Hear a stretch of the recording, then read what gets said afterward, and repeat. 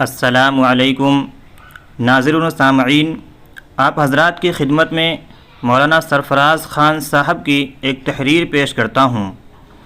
حضرت والا بیان فرماتے ہیں، میں کہا کرتا ہوں کہ ہر بچے کو حفظ نہ کراؤ، پہلے تم اس کا حافظہ دیکھ لو۔ اگر حافظہ قوی ہے، قرآن پاک کو یاد رکھ سکتا ہے تو ٹھیک ہے، ورنہ حفظ نہ کراؤ، کیونکہ یاد کرنا فرض نہیں ہے، فضیلت کی بات ہے، لیکن یاد کر کے بھول جانا بہت بڑا گناہ ہے۔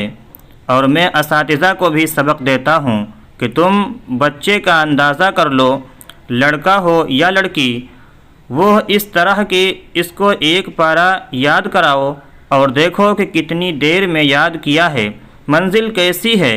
اگر مضبوط حافظے والا ہے تو ٹھیک ہے، ورنہ قرآن پاک کا ترجمہ اور دوسرے دینی علوم اس کو پڑھاؤ، کیونکہ یہ بھی دین کا ہی ایک حصہ ہے۔